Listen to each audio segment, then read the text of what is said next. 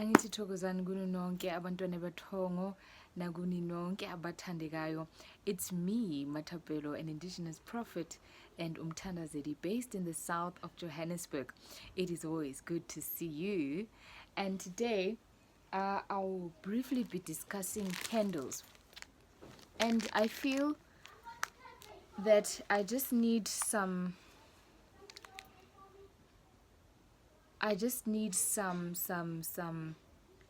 let's start with the basics, basically. Yeah, let's do that. Let's start with the basics. What do your candles do?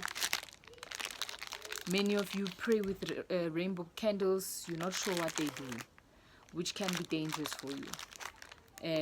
And it can also cost you opportunities because now you might not be maximizing their potential because you don't know what they do. So basically, just as a human being, this will help you. I feel I should just tell somebody, right? Especially those on my personal social media. There are people I have blocked you, I have unfriended you, I have unfollowed you due to your abusive posts about ancestral things. You see, when I just see a post that says demonic forces or testimonies about people that threw their things in the rivers, I unfollow you immediately. Because one thing you need to know about me, my ancestry, my heritage comes first. If you are not in support, I don't think anything will ever put us together again. Goodbye. All right. And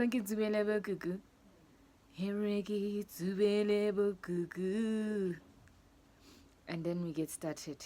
For some reason, I find myself in Hefuzela these days. I wonder, is it humid in Johannesburg now? It must be the weather. That heavy like that. That Durban air, that humid, thick air.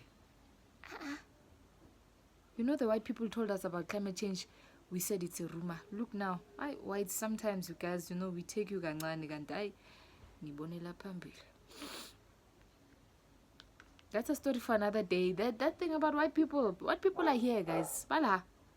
White people, they go camping. They go to the rivers, they go to the seas. You want to sit at the park and open your boot. You are missing blessings. Today, I'm a real gran and my mind is all over the place. Ibile.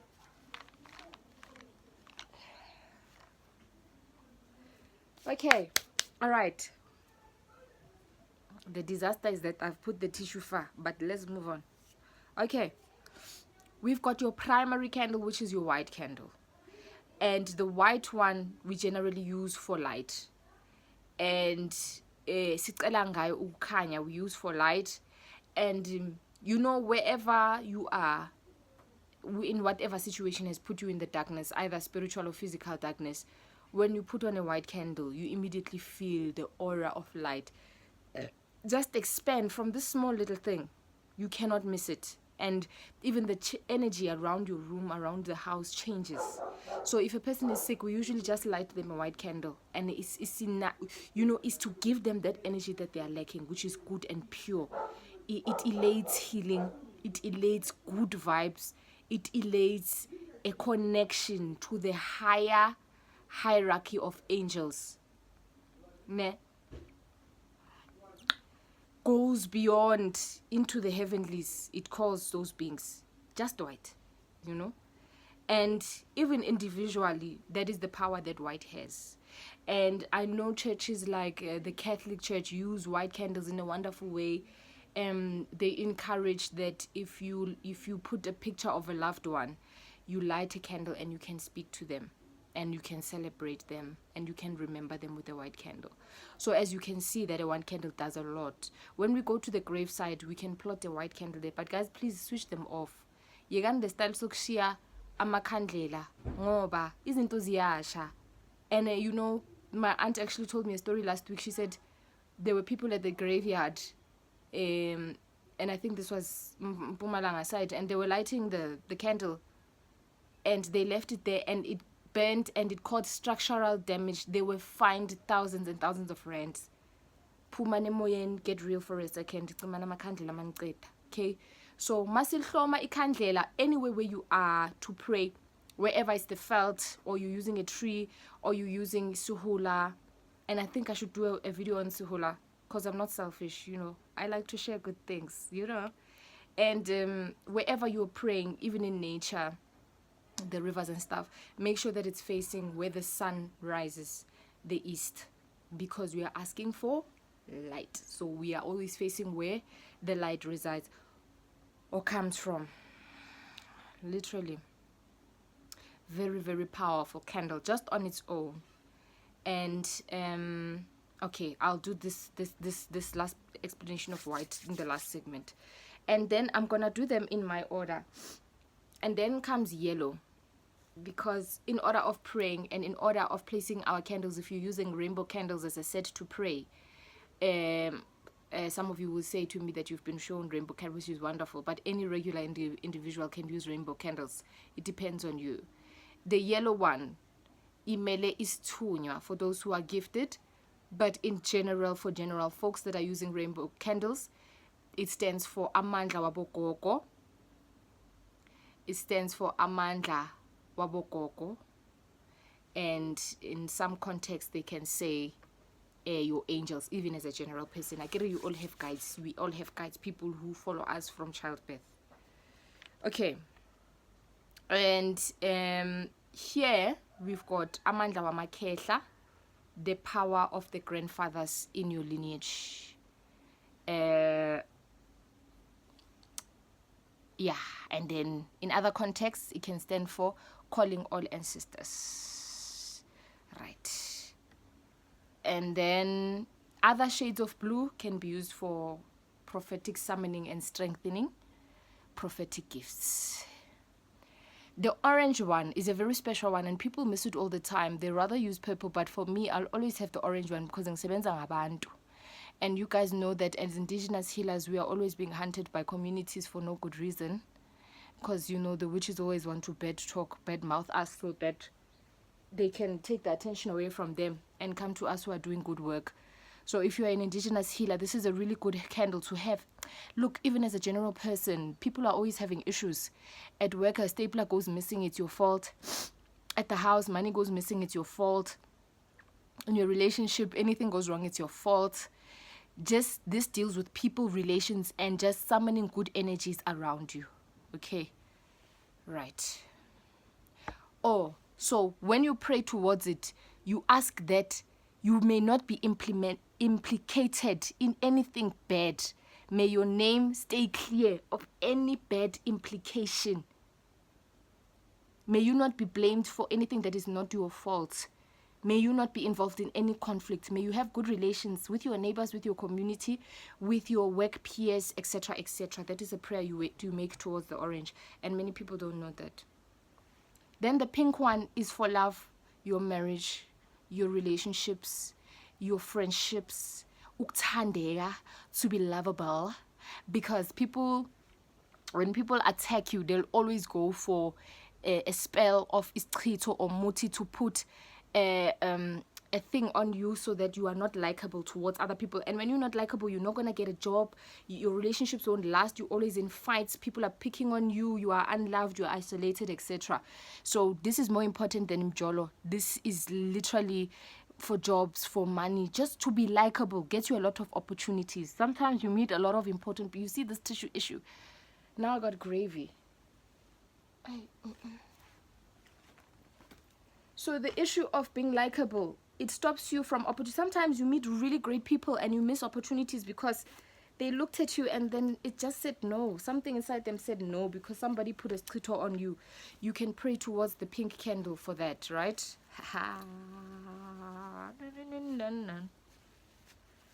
Zabada boop. Guess who found a tissue? All right, and then we've got the green one, which is for money and prosperity. Money and prosperity. As a substitute, I don't suggest that if you use rainbow candles, you've got green and purple. They do similar jobs because purple stands for royalty, summoning prosperity, summoning a higher position in life, and also it is agreeable to money. My son broke it. Okay, so the green one stands for money. You don't need to have green and purple in the same. Rather get the orange or get the pink. Ne? Then the red one. The red one is danger, right? This is for enemies. I'm Sam. Alright? Okay, everybody has enemies, whether they are your own enemies. Some people, you know, I'll tell you in a consultation that your enemies, they don't even have anything to do with you. Maybe they were enemies that were after your parents, after your luck, after whatever light that you carry. Because abaloyi fly by nights of the community, they can pick on you even if they don't know you, because they survey houses at night as to where they can mine the most energy. So when they are sending animals to your house, sometimes it's not even a personal thing.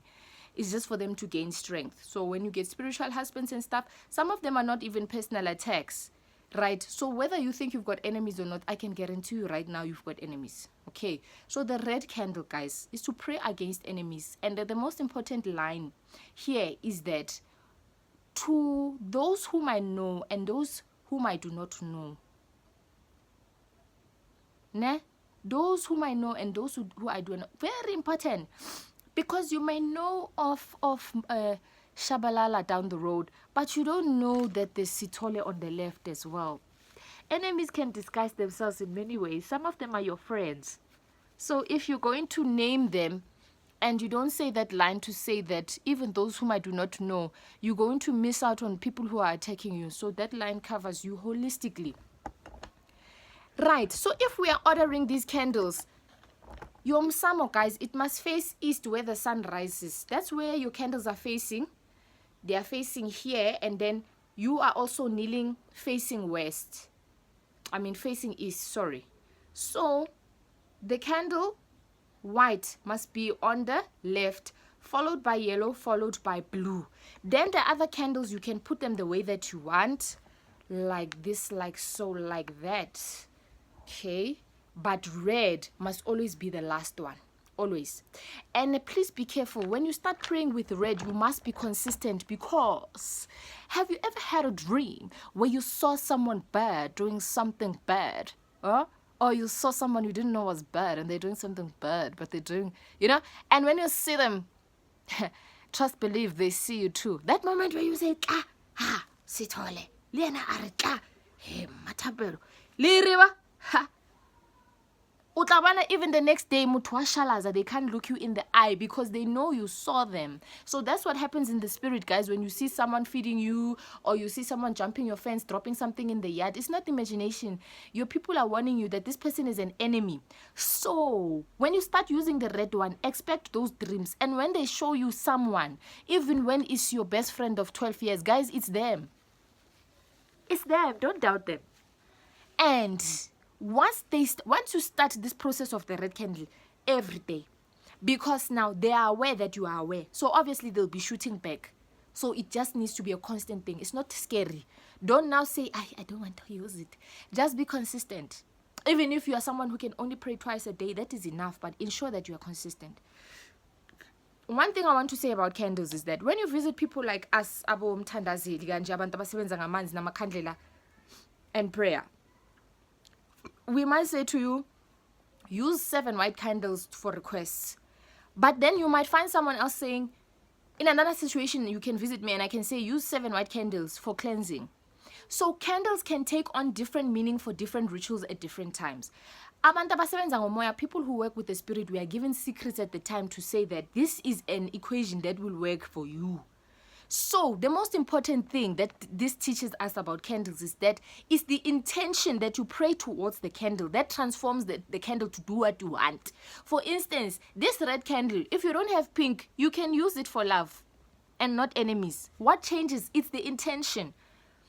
I pray that I'm likable. I pray away any scripture sent upon my life. I pray that love will find me. I pray that anyone who meets me immediately finds me charming, wonderful, blissfully, wonderfully, peacefully. You know, it's the intention. So that is why for different rituals, it can change meaning. But these are your general basic candles.